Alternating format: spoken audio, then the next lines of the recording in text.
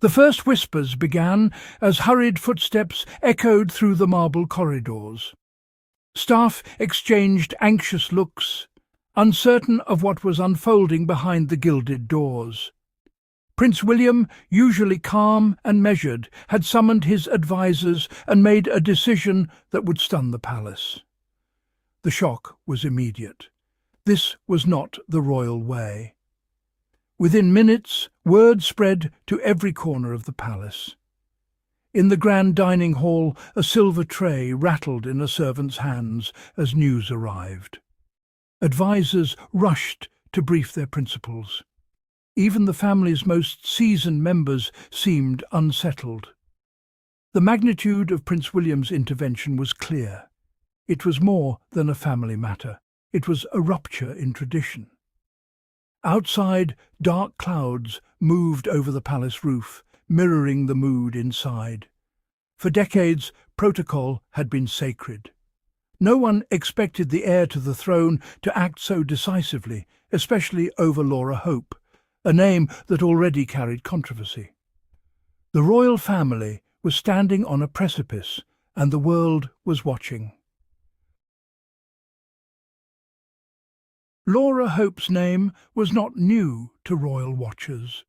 She had been a presence at family events, sometimes in the background, sometimes front and centre.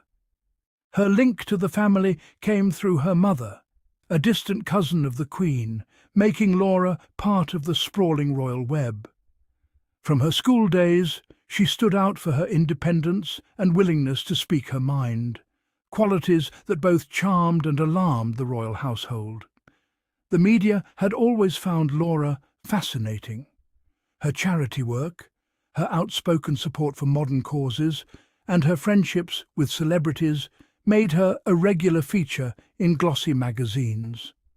Yet each appearance seemed to test the palace's patience. Some saw her as a breath of fresh air, others as a potential threat to the family's carefully managed image.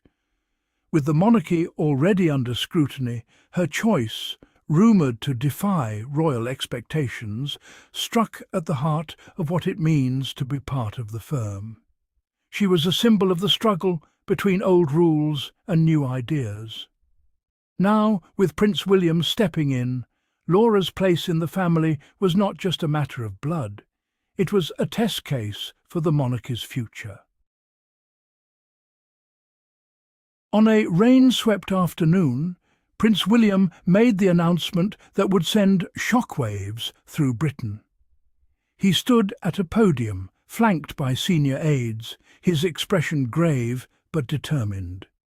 In a carefully worded statement, he declared that Laura Hope's recent actions were incompatible with the values of the royal family. It was a public rebuke, rare and dramatic. The official palace response followed quickly, echoing William's message, but trying to soften its blow. The royal family remains committed to its traditions while also seeking to adapt to the modern world, it read. Yet the subtext was clear. Laura Hope's future as a royal was uncertain. The palace would review her role and privileges. Never before had an heir intervened so directly in the affairs of a relative. This move was bold, public, and impossible to ignore. As the news broke, commentators scrambled to interpret its meaning. The palace, usually a fortress of discretion, was now at the centre of a national debate. Behind the palace gates, the reaction was immediate and divided. Long-serving staff, trained to expect discretion above all, were aghast. Whispers filled the staff corridors. Some feared that tradition was crumbling, others believed it was long overdue. Advisers huddled in private rooms, debating the wisdom of William's move. The Queen's inner circle, known for their loyalty to the old ways, were especially alarmed. Among the family, the situation was even more tense. Some sided with William, arguing that the monarchy could not survive without clear boundaries. Others saw his intervention as rash and unnecessarily public. Even younger royals, normally silent on such matters, found themselves drawn into the debate. Every hour brought new leaks, new rumours. For a family that thrived on unity, the cracks were becoming visible. By the week's end, it was clear that something fundamental had changed. As news spread, the British public was quick to react. On social media, hashtags like Royal Showdown and Team Laura began trending. Some defended Prince William, praising his leadership and commitment to royal values, while others rallied behind Laura Hope, seeing her as a victim of outdated rules. Tabloid headlines screamed from every newsstand. William's wore future king's gamble, declared The Sun. The Times took a more measured tone. Monarchy in crisis? Can tradition survive? Internationally, the story was just as big. In Australia and Canada, Republicans seized on the crisis, calling for a rethink of the monarchy's role. The palace's PR team worked overtime, but it was clear the story had taken on a life of its own. For many, this was the most dramatic royal crisis in a generation. Laura Hope waited 2 days before making her own statement. When she did, her words were measured and dignified. Standing in a quiet garden, she thanked the public for their support and reaffirmed her loyalty to the family. She did not apologize for her choices, but hinted at the personal cost of living under such scrutiny. "I believe in the values of service and honesty," she said. "I also believe in being true to oneself." Her calm response struck a chord. Supporters saw her as gracious under pressure. Critics, however, accused her of avoiding the real issues. The press dissected every word, hunting for hidden meaning. Her work with charities suffered as sponsors hesitated. Invitations to royal events dried up overnight. Her place in the royal family and her future remained uncertain. This was not the first time the monarchy had faced such turmoil.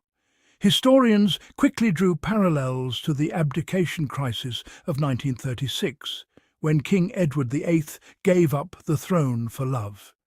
In more recent years, the fallout from Princess Diana's struggles with royal life showed how the institution could be shaken by personal choices. Each time, the monarchy survived, but not unchanged. Laura Hope's case felt like the latest chapter in this long story. Was she a rebel, or simply ahead of her time? Was William's decision a necessary defence of tradition, or a sign that the old ways were failing? Some argued it was time to modernise, to accept that the royal family must evolve or risk irrelevance. The monarchy had survived before, but always at a cost. The impact of Prince William's intervention went far beyond family drama. Politicians weighed in, some calling for a review of the monarchy's public role. Republican groups used the crisis to argue for a written constitution and clearer limits on royal power. Within the Commonwealth, the story made waves, energising debates about becoming republics. Some leaders questioned whether a monarchy that could not resolve its own disputes was fit to be a symbol of unity. The palace, already struggling to manage its image, now faced institutional questions. The outcome would matter not just for Laura Hope, but for the future of the monarchy, both at home and across the globe. As the crisis unfolded, one thing became clear. The royal family stood at a crossroads. Prince William's power play had broken old patterns. Laura Hope's struggle became a symbol of a larger battle, between the past and the future, tradition and change. For some, this was the beginning of a new era. For others, a warning. The world watched as the royal family searched for a way forward. Would they cling to the old rules or find the courage to change? The monarchy had entered a new chapter, one that would be written in the choices they made next.